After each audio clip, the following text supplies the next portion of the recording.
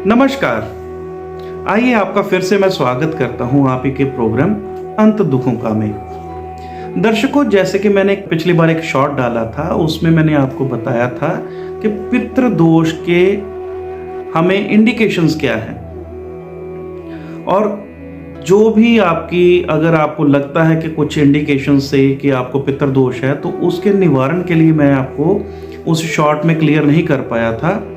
लेकिन मुझे बहुत सारे एसएमएसेस और मुझे बहुत सारे व्हाट्सएप आए, बहुत सारे दर्शकों ने मुझे ये पूछा कि हम लोगों को कोई सटीक उपाय बताइए जिससे हमारे पितृदोष का निवारण हो सके। तो आज मैं उसी चीज़ के ऊपर आप लोगों के साथ रूबरू हुआ हूं कि आपको मैं पितृदोष के सबसे पहले तो ये बताऊंगा कि उसकी इंडिकेशंस क्या क्या हैं, कौन से इंडिकेशन से हमें पता चल सकता है कि हम लोगों को पितृदोष है, और इसके बाद मैं कुछ उपाय भी ज़रूर आपको बताऊंगा जिसके साथ आप इससे आपको रिलीफ भी मिलेगी, आपकी निजात भी मिलेगी। तो सबसे पहले मैं आपको ये बताऊंगा कि पितृदोष किस किस बंदे को है, या फिर उसको इंडिकेशंस कौन कौन सी होंगी जिससे उनको पता चलेगा। पहली इंडिकेशन तो ये है कि अगर किसी के घर में उसका परिवार आगे नहीं बढ़ पा रहा, जैसे कि उसकी कहीं पे उसकी शादी ही नहीं हो पा रही है, कोई बात ही नहीं बनती है, मतलब परिवार का आगे बढ़ना अगर इसमें रुकावट आ जाए तो ये इंडिकेशन है कि आपको पितृदोष है। अब बात आ जाती है दूसरे नंबर पे। पितृदोष दूसरी इंडिकेशन ये है कि हमारी शादी तो हो गई, लेकिन शादी के बाद आगे वंश की वृद्धि नहीं हो पा रही है। तो वंश की वृद्धि को बढ़ाने के लिए हम अगर पितरों के चरणों में जाएंगे तो पितर हमें आशीर्वाद जरूर देंगे और इससे जरूर वंश की वृद्धि होगी। तो ये सेकंड एक प्रॉब्लम का एक आपको इंडिकेशन है कि अगर आपके घर में बेबी नहीं हो पा रहा है, आपका परिवार है वो आगे नहीं बढ़ पा रहा है, बच्चे नहीं हो पा रहे हैं, तो ये भी एक पितृदोष की ही इंडिकेशन है। अब इसके बाद तीसरे नंबर पे आ जाते हैं। एक और इंडिकेशन आपको मैं बताता हूं। तीसरे नंबर की जो इंडिकेशन है वो आपको ना अपने घर के अंदर ही पता चल जाएगी। आपके घर के अंदर जो एरिया साउथ वेस्ट, जो कि नृत्य कोण भी बोलते हैं, अगर साउथ वेस्ट के एरिया में आपके किसी भी प्रकार से अगर कोई दरार आ जाती है दीवार के अंदर, या फिर वहाँ की ज़मीन बैठनी स्टार्ट हो जाती है, ज़मीन के नीचे दरारें आनी स्टार्ट हो जाती हैं, वहाँ की ज़मीन बैठ जाती है, तो ये भी एक बहुत बड़ा संकेत या बहुत बड़ा इंडिकेशन है पितृदोष का।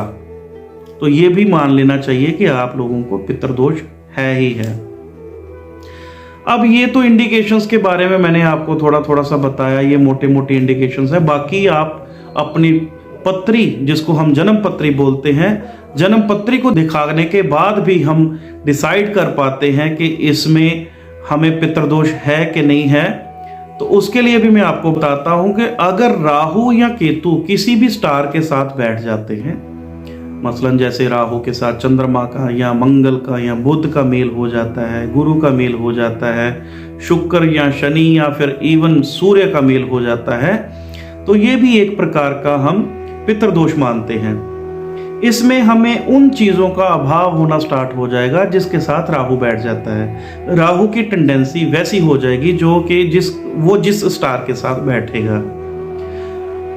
अगर हम लोगों को राहु के साथ चंद्रमा है तो हमें मेंटल प्रॉब्लम या माइंड के बीच में कुछ ना कुछ डिस्टर्बेंस, माइंड के बीच में डिस्टर्बेंस स्टार्ट हो जाती है, तो ये एक पितृदोष का ही कारण है। मंगल खराब है तो हमारे ब्लड में इन्फेक्शन आ जाएगा, भाइयों के साथ नहीं बनेगी, एक्सीडेंट्स होना स्टार्ट हो जाएंगे, ये भी एक पितृदोष का कारण है।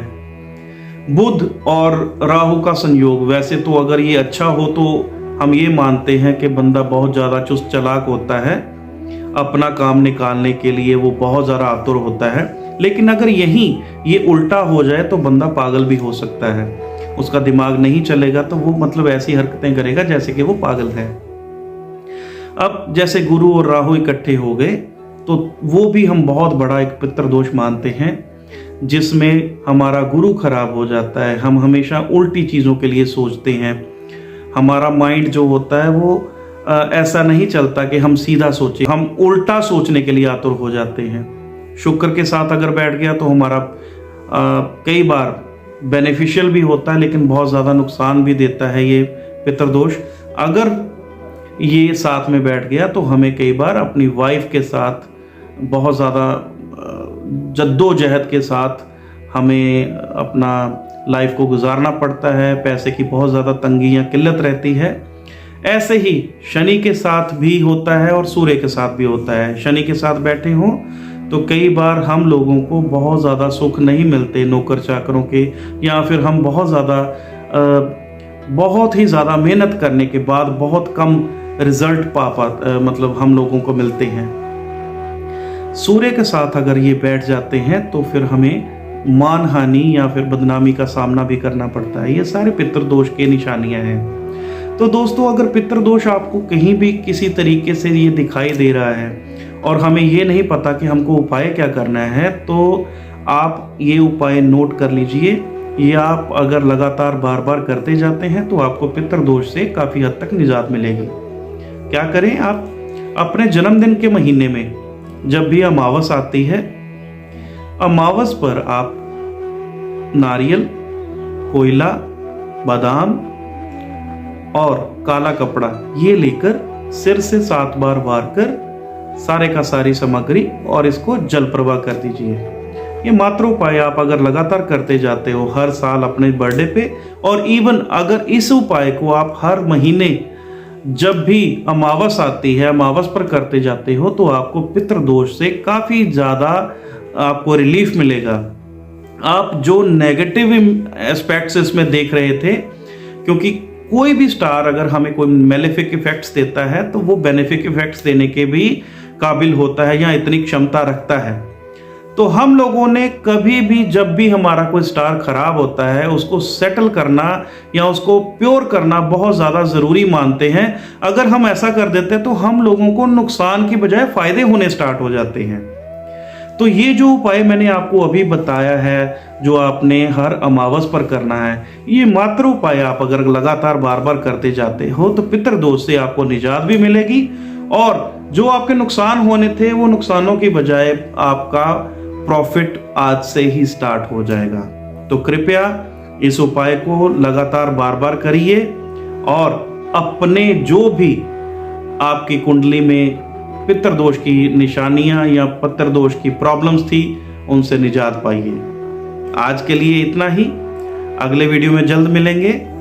जय माता दी। यदि आप भी जीवन में किसी समस्या का सामना कर रहे हैं, जैसे शादी में देरी, पति पत्नी में मनमुटाव व तलाक की नौबत आना, नौकरी व्यापार में मेहनत का फल न मिलना, हर कार्य में बाधा, आज ही आचार्य जी से अपनी जन्म पत्रिका का संपूर्ण विश्लेषण करवाएं और पाएं समस्या से सदैव के लिए मुक्ति। अधिक जानकारी के लिए संपर्क करें।